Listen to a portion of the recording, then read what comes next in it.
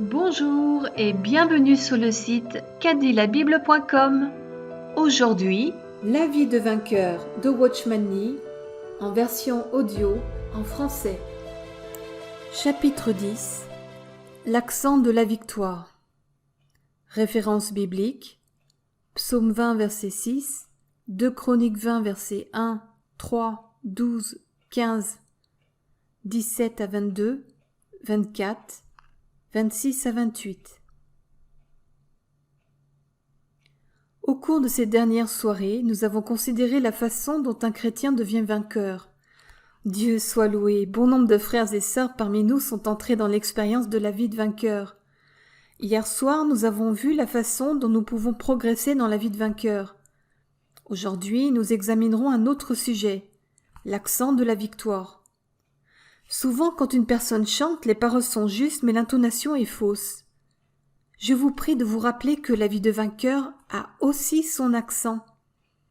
Il ne suffit pas que les mots soient justes, l'intonation doit également être juste. Aujourd'hui, nous considérons ce que signifie l'accent de la victoire.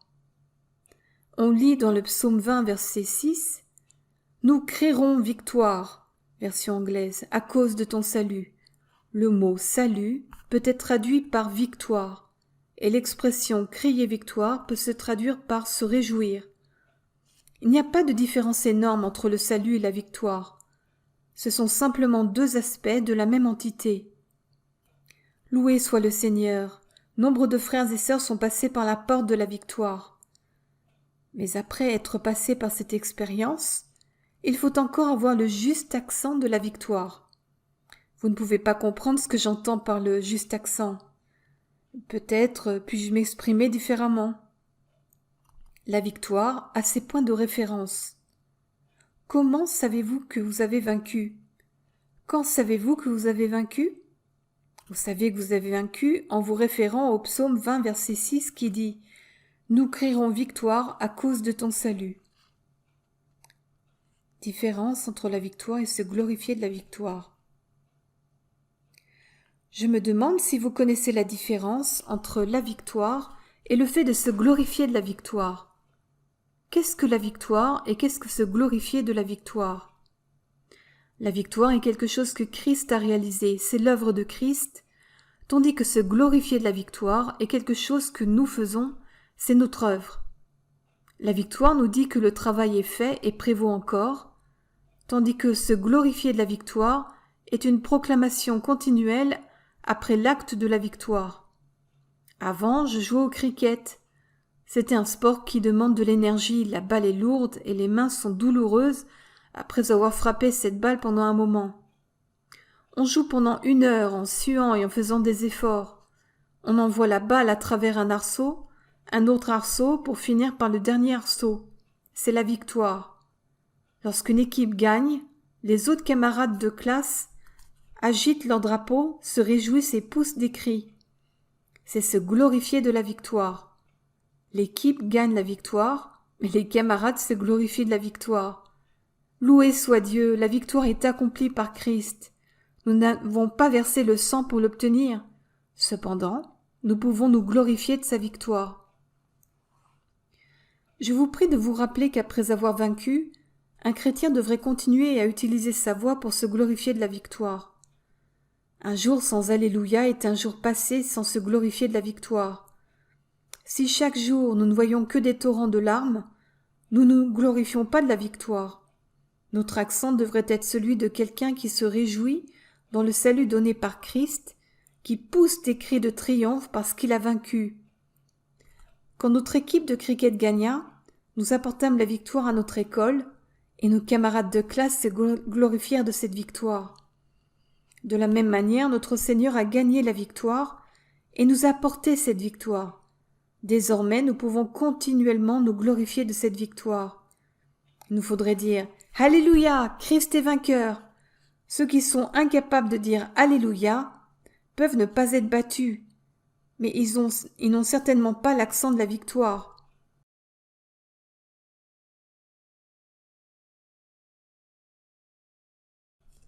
Un homme de Jiangxi peut parler le dialecte de Pékin. Les mots peuvent être justes, mais l'accent est mauvais. Ceux qui ne peuvent dire Alléluia ont un mauvais accent. Il nous faut non seulement vaincre, mais aussi avoir le bon accent. Si notre accent est mauvais, les autres douteront du fait que nous ayons vaincu, et nous en douterons aussi. L'accent de Pierre était celui d'un Galiléen, et même une servante pouvait le détecter. Quand nous n'avons pas l'accent galiléen, notre voix laisse croire que nous n'avons pas vaincu. Chaque jour, nous devons avoir l'accent galiléen. Nous devrions être identifiés comme ceux qui ont suivi Jésus, ceux qui ont l'accent galiléen. De quoi Josaphat se glorifiait-il ? Dans l'Ancien Testament, il y avait un roi de Juda nommé Josaphat. Lisons 2 Chroniques 20 pour en savoir plus sur l'accent de sa victoire. En ce temps-là, les fils de Moab et les fils d'Amnon, et avec eux d'autres Ammonites, arrivèrent pour combattre Josaphat. Donc c'est le verset 1. À l'époque de Josaphat, le royaume de Juda était très faible et impuissant dans sa lutte contre ses ennemis. Josaphat, bien sûr, avait peur lorsqu'il se regardait. Jusqu'à présent, il avait été incapable de vaincre, et il l'était toujours. Lorsque les ennemis reviendraient, que pourrait-il faire ? Rien du tout. Cependant, c'était un homme qui craignait Dieu. Il décida de consulter l'Éternel. Il proclama un jeûne pour tout Juda au verset 3. Il ne pouvait rien faire d'autre que de venir à Dieu. Il pria le Seigneur. « Ô notre Dieu, n'exerceras-tu pas tes jugements sur eux ? Car nous sommes sans force devant cette multitude nombreuse qui s'avance contre nous, et nous ne savons que faire, mais nos yeux sont sur toi. » Donc c'est le verset 12. Il reconnut son impuissance, et ses yeux étaient tournés vers le Seigneur. Frères et sœurs, au cours de ces derniers jours, nous avons de nombreuses fois répété les conditions d'une vie livrée à Dieu. Les voici. Premièrement, se rendre compte que nous ne pouvons pas réussir. Deuxièmement, arrêter d'essayer de réussir. Nous devrions aussi croire en Dieu. C'est ce que fit Josaphat quand il déclara qu'il n'avait pas la force de résister à l'ennemi et qu'il ne savait que faire. Il ne pouvait que se tourner vers le Seigneur. Dieu envoya un prophète sur-le-champ et lui dit « Soyez sans crainte et sans effroi devant cette multitude nombreuse, car ce n'est pas votre combat, mais celui de Dieu. » Donc le verset 15. Le combat est celui du Seigneur. La victoire ou l'échec n'ont rien à voir avec nous. La colère, la fierté, le doute, les pensées impures, la cupidité et toutes sortes de péchés n'ont rien à voir avec nous. Le combat n'est pas le nôtre, mais celui de Dieu. Dieu a dit « Vous n'aurez pas à y combattre » donc au verset 17. Dieu nous demande seulement de rester en place. Il veut que nous baissions les bras et le laissions faire. Il nous faut seulement rester où nous sommes et nous verrons le salut de l'Éternel. Verset 17.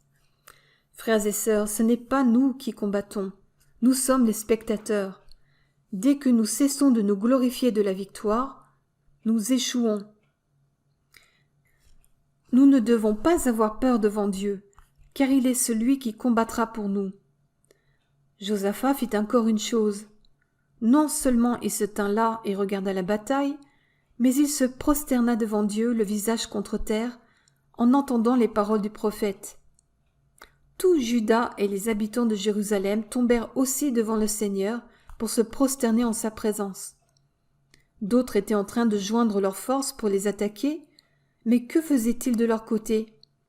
Ils demandèrent à un groupe de Lévites de se lever pour louer le Seigneur. Ils firent entendre la louange avec des ornements sacrés, donc verset 21, et sortirent devant l'armée pour célébrer Jéhovah. Étaient-ils fous ? Ils n'avaient pas peur des pierres ni des flèches, ils chantaient des louanges à Dieu. C'est cela l'accent de la victoire. Ils avaient l'accent de la victoire, car ils savaient que Jéhovah leur avait donné la victoire et que les ennemis étaient déjà battus. Ils savaient qu'ils avaient déjà gagné la bataille. Certains croient que quand arrivent les tentations, ils devraient lutter pour leur résister. Mais Dieu déclara « Au moment où l'on commençait les acclamations et les louanges, l'Éternel plaça les embuscades contre les Ammonites et les Moabites et ceux des monts de Séhir qui étaient venus contre Juda, et ils furent battus. » Donc c'est le verset 22. Chaque fois que nous louons le Seigneur par des chants, Les ennemis sont battus. Quel fut le résultat? Lorsque Judas fut arrivé au poste d'où l'on aperçoit le désert, ils se tournèrent du côté de la multitude, et voici que ce n'étaient que des cadavres tombés à terre. Personne n'avait échappé, donc c'est le verset 24. Soit Dieu ne donne pas la victoire du tout, soit il donne une victoire complète. Personne n'échappe. Si cela dépendait de nous, nous laisserions peut-être 5 ou 6 personnes derrière nous. Mais Dieu n'en laisse pas une seule. Les mots « au moment où l'on commençait » au verset 22 sont très significatifs.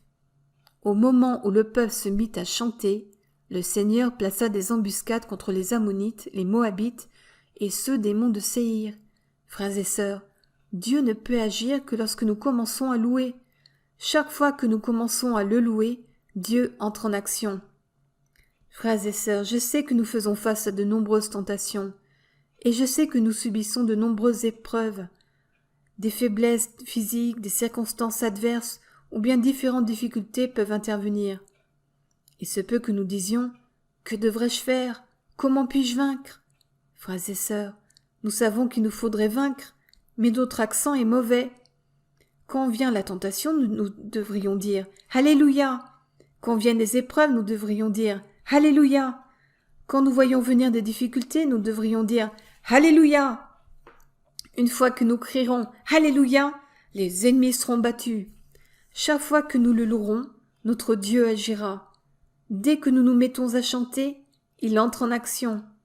Frères et sœurs, il ne suffit pas de reconnaître notre impuissance, et il ne suffit pas de croire que Dieu peut réussir. Il nous faut crier du fond du cœur « Alléluia ! Dieu, je te rends grâce, car je subis des épreuves. Dieu, je te rends grâce, car je ne peux pas réussir. Dieu, je te rends grâce, car la victoire est à moi. » Josaphat continua à chanter, car il croyait qu'il avait vaincu. Aux yeux de Josaphat, il n'y avait déjà plus que des cadavres. Par conséquent, il pouvait continuer à chanter.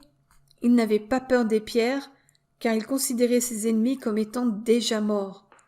Quand ils montèrent au poste d'observation et regardèrent, ils ne virent que des cadavres tombés à terre. Louer et rendre grâce 2 fois. Le 4e jour, ils s'assemblèrent dans la vallée de Baraka, où ils bénirent l'Éternel.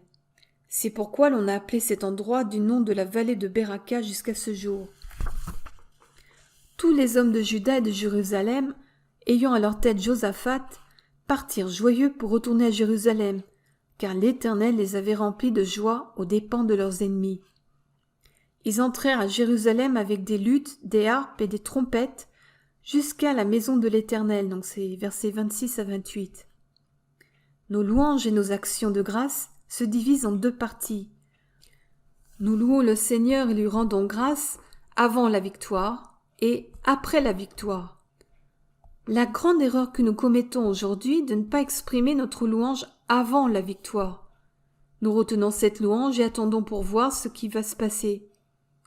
Nombre de frères et sœurs ont reconnu qu'ils ne pouvaient réussir et qu'ils ne tenteront pas de réussir.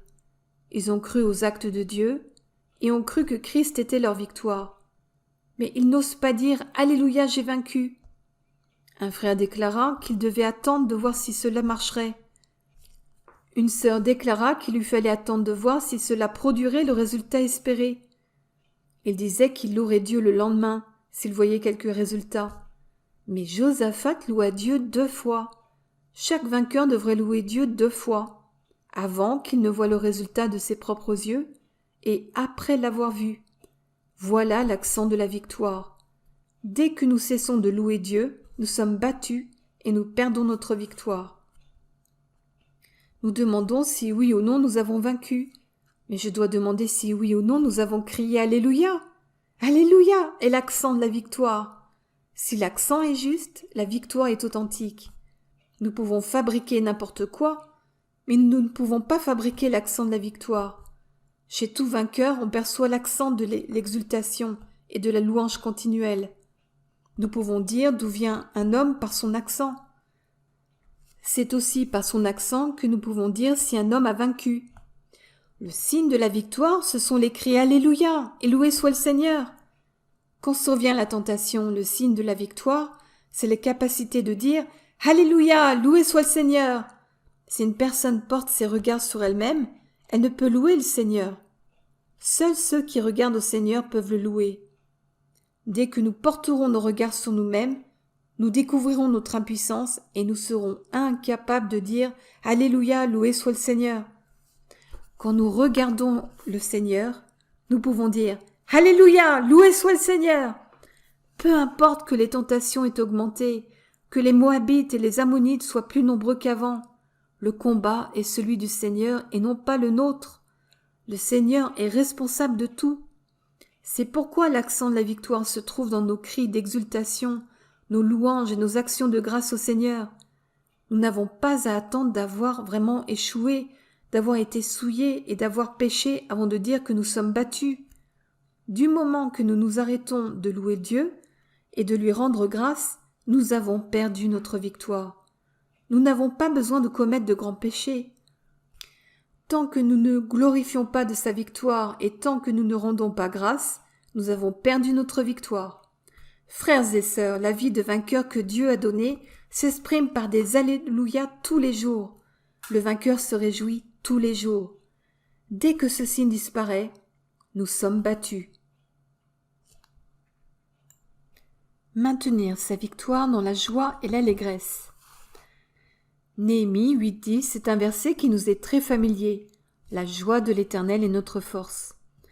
La joie est l'une des caractéristiques de la vie que Dieu nous a donnée. Notre Seigneur Jésus vit dans une atmosphère de joie, d'exultation, de louange et d'action de grâce. C'est la leçon que j'ai apprise au cours de ces quelques dernières années. Dans le passé, je savais que j'étais pardonné et que j'avais tenu bon, que je n'étais consacré au Seigneur et lui avais obéi. Mais je me sentais quelque peu amer, et je me plaignais un peu. Je ne pouvais rendre grâce au Seigneur. Chaque fois que nous ne pouvons lui rendre grâce, nous sommes battus. Frères et sœurs, notre victoire se trouve dans notre joie. Chaque fois que nous rejetons notre joie et notre exultation, nous rejetons aussi notre victoire. Chaque fois que nous rejetons notre joie et notre exultation, nous sommes liés. Un frère témoigna que jamais n'avait réalisé comme ces derniers jours que la joie procure la force. Chaque fois que nous ne sommes pas remplis d'exultation, que nous ne nous réjouissons pas, nous sommes déprimés. Il nous faut maintenir notre victoire dans la joie et l'exultation. La victoire est comme un poisson qui doit être maintenu dans l'eau. La victoire doit être maintenue dans la joie et l'exultation. Se réjouir dans les épreuves et dans les tribulations. Mais comment pouvons-nous nous réjouir ? Nous pouvons nous réjouir et louer Dieu avec joie pour bien des choses. Par exemple, si nous avons passé la porte de la victoire et de la puissance, nous pouvons nous réjouir et louer Dieu avec joie. Mais la Bible déclare que nous pouvons nous réjouir de nombreuses choses dont nous ne nous réjouissons pas en temps normal. Nous découvrirons ces choses dans la Bible. On lit dans 2 Corinthiens 8, verset 2, que dans une grande épreuve d'affliction, l'abondance de leur joie et leur profonde pauvreté ont abondé dans la richesse de leur libéralité. Ce verset nous dit que les Macédoniens avaient une joie débordante au milieu de nombreuses épreuves et afflictions. Ils n'avaient pas qu'une ou deux gouttes de joie, mais ils débordaient de joie. Frères et sœurs, il nous faut sans cesse nous réjouir, et il nous faut avoir une joie débordante. Même au milieu de tribulations, nous devrions encore nous réjouir. La vie de Christ est une vie de victoire, et nous pouvons nous glorifier de sa victoire. Même quand de grandes armées nous menacent et que de grandes tribulations nous attendent, nous pouvons toujours nous réjouir et rendre grâce au Seigneur. L'une des caractéristiques de la victoire est le débordement de louanges et d'actions de grâce au milieu des tribulations. Il y a un frère qui était cheminot. L'une de ses jambes fut arrachée par un train lors d'un accident. Lorsqu'il se réveilla à l'hôpital, on lui demanda s'il pourrait encore rendre grâce au Seigneur. Il répondit « Je lui rends grâce, car seule une jambe a été arrachée. » Frères et sœurs, bien qu'il rencontrât ces tribulations, il était capable de rendre grâce au Seigneur. C'est l'accent de la victoire. L'action de grâce et de louange au milieu de grandes tribulations. On lit dans Jacques 1, verset 2, « Considérez-le une joie complète, mes frères, quand vous serez exposés à diverses épreuves. On lit dans 1 Pierre 1, verset 6, « Vous en tressaillez d'allégresse ». Qu'est-ce que cela signifie? On lit au verset 8, « Lequel vous aimez sans l'avoir vu, en qui vous croyez sans le voir actuellement, exultant d'une joie ineffable et pleine de gloire. » On lit dans le chapitre 4, au verset 12 et 13, « Bien-aimés, ne trouvez pas étrange le feu de tribulation qui est au milieu de vous, qui est venu sur vous comme une épreuve, comme s'il vous arrivait quelque chose d'étrange. Mais dans la mesure où vous partagez les souffrances de Christ, réjouissez-vous, afin qu'au dévoilement de sa grâce, vous vous réjouissiez aussi avec exultation. » Ces quelques passages nous indiquent comment nous devrions nous comporter dans les jours de tribulation. L'épître de Jacques évoque les diverses épreuves. Cela inclut les épreuves auxquelles il faudrait faire face et les simples imprévus, tout arrive d'un coup. Les ennemis arrivent, les amis arrivent, les incroyants arrivent, les frères arrivent, et des choses naturelles ainsi que des choses absurdes se produisent. Toutes sortes d'épreuves surviennent, mais rien ne peut effacer notre joie. Je vous prie de vous rappeler que la Bible qualifie toujours la joie de grande et complète. Toutes les joies de Dieu sont grandes et complètes. On lit dans 1 Pierre 1, verset 6, que l'on exulte, tandis que l'affliction ne dure que peu de temps. Peut-il y avoir affliction? Oui, cela est possible. En fait, l'affliction est inévitable. Tant que nous aurons des yeux, des larmes en couleront. Tant que nos glandes lacrymales seront présentes, des larmes en sortiront. Mais bien qu'il puisse y avoir des larmes, il y a aussi l'allégresse. C'est pourquoi cette raison que 1 Pierre 1,8 évoque, une joie ineffable et pleine de gloire, il n'y a pas de moyen de décrire cette joie. Souvent, alors que nous n'avons pas encore séché nos larmes, nous sommes déjà en train de crier « Alléluia !» Souvent, tandis que les larmes sont encore en train de couler, nos bouches rendent grâce à Dieu. Nombreux sont ceux dont les larmes sont mêlées à leurs actions de grâce et à leurs louanges. Mademoiselle M.E. Barber a écrit un hymne dont l'un des vers dit « Que l'esprit te loue bien que le cœur soit déchiré ». Aujourd'hui, alors que nous vivons sur terre, notre cœur ne peut s'empêcher d'être parfois déchiré. Le cœur a ses sentiments, et cependant l'esprit peut encore louer le Seigneur. 1 Pierre 4, verset 12, déclare qu'il faudrait nous réjouir, non seulement au milieu des épreuves, mais aussi dans l'anticipation de ces épreuves. Cela signifie qu'il nous faudrait accueillir les épreuves en disant « Grâce soit rendue au Seigneur, voici encore des épreuves ». Certains frères froncent les sourcils dès que surviennent des épreuves. Ils murmurent « Les voilà de nouveau ». Mais Pierre nous dit de remercier Dieu avec exultation du fait que ces épreuves reviennent. Chaque fois que nous rendons grâce au Seigneur, nous sommes au-dessus des épreuves. Rien ne peut nous élever davantage au-dessus des tentations, des circonstances et des difficultés que la joie, l'action de grâce et la louange. C'est le vrai accent de la victoire qui s'exprime chez un vainqueur.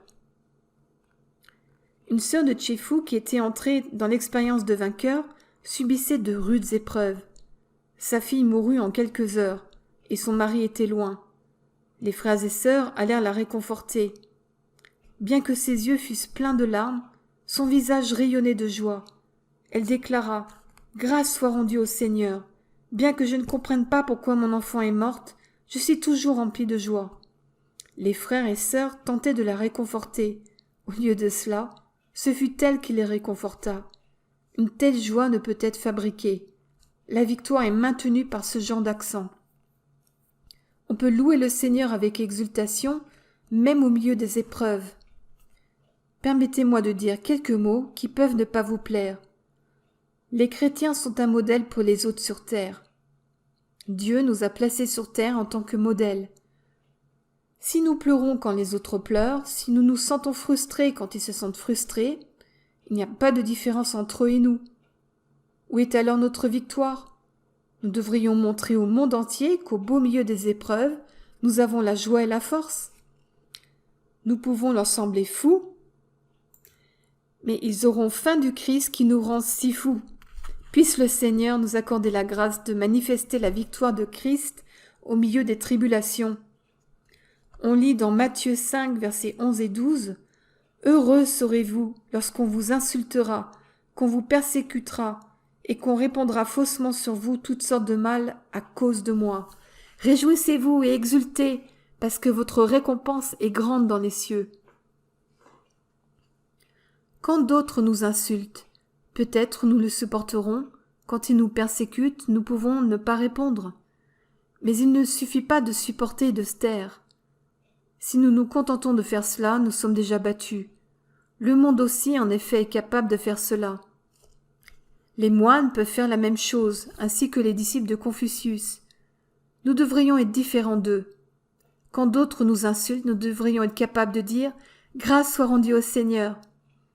Nous devrions considérer les insultes comme un sujet de joie, et il devrait en être de même des persécutions. Si notre victoire est une victoire authentique, nous devrions nous réjouir et être dans l'exultation. Si la victoire consiste seulement à supporter des insultes, ce n'est qu'une œuvre humaine. L'œuvre humaine a pour résultat la répression, tandis que toute œuvre du Seigneur a pour résultat la joie et l'exultation. Frères et sœurs, tout se joue dans notre façon de réagir. Aujourd'hui, la plus grande erreur est que l'homme considère l'endurance comme étant la plus grande des vertus. Quand d'autres nous insultent, pouvons-nous nous réjouir pleinement ? Quand d'autres nous insultent, nous contentons-nous de regarder fixement le plancher et de nous taire ? Nombreux sont ceux qui font l'expérience de la persécution. Il existe de nombreuses sœurs qui sont persécutées par leur mari. Beaucoup de personnes font l'expérience de la calomnie et des mensonges. Comment réagissent-elles ? Elles prient pour que le Seigneur les garde de se mettre en colère ou d'en vouloir aux autres. Elles pensent qu'aussi longtemps qu'elles ne se mettent pas en colère et n'explosent pas, elles ont vaincu. Mais ont-elles vraiment vaincu ? Il est vrai qu'elles ont la victoire, mais ce n'est pas la victoire que le Seigneur nous donne. Si c'est la victoire du Seigneur, elles peuvent abondamment rendre grâce au Seigneur au milieu des insultes et des persécutions. Permettez-moi de répéter cela.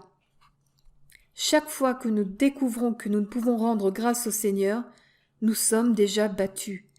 L'accent de la victoire est l'action de grâce et de louange. Il y avait un homme assis dans le tramway à côté de l'un de ses grands ennemis. Cet homme était un frère en Christ et il pria le Seigneur en disant « Seigneur, garde-moi ». Tandis qu'il priait, il restait aimable et conversait même avec son ennemi sur des sujets tels que les informations ou le sport. Mais en lui-même, il demandait constamment au Seigneur de faire descendre son ennemi du tramway avant lui et de le rendre vainqueur pendant tout le parcours. Enfin, après une longue lutte, il parvint à sa destination et descendit du tramway. Il poussa un long soupir de soulagement et dit « J'ai vaincu ». Mais quel genre de victoire est-ce là ? C'est une victoire trompeuse, une victoire fabriquée par l'homme, une victoire futile. Si c'était agi de la victoire de Dieu, il n'aurait pas été nécessaire de demander au Seigneur de le garder ou de l'aider à endurer. Il lui aurait suffi de dire « Dieu, je te rends grâce de m'avoir placé ici. Puisque tu m'as placé ici, peu importe que tu m'y laisses plus longtemps. » On lit dans Philippiens 4, verset 4 « Réjouissez-vous toujours dans le Seigneur. » Quand la Bible parle de la joie, elle y associe toujours l'un des mots suivants, grande, complète ou toujours. Toujours signifie tout le temps. Paul était en train de dire « Avez-vous entendu cette parole ? Si vous ne l'avez pas encore entendue, laissez-moi vous la répéter. Je le répète, réjouissez-vous. » Si nous ne le comprenions pas encore, il la répéterait de nouveau et dirait encore que nous devrions nous réjouir. La vie que Dieu nous donne est une vie de joie. Se réjouir est la vie quotidienne d'un chrétien. Il peut y avoir tribulation et épreuve, mais il y a toujours l'exultation. Le contraire de se réjouir est d'être inquiet. Nombreux sont ceux qui sont inquiets pour leurs enfants, leur argent ou leur entreprise. Mais la parole du Seigneur dit « Ne vous inquiétez de rien » Philippiens 4, verset 6. Nous pensons que l'inquiétude est justifiée, mais le Seigneur déclare « Ne vous inquiétez de rien ». C'est parce que nous devrions toujours nous réjouir.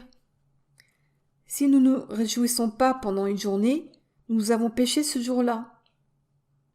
Un jour, lors d'une conférence, un frère prêchait sur le fait de ne s'inquiéter de rien. En entendant cela, une sœur se mit en colère.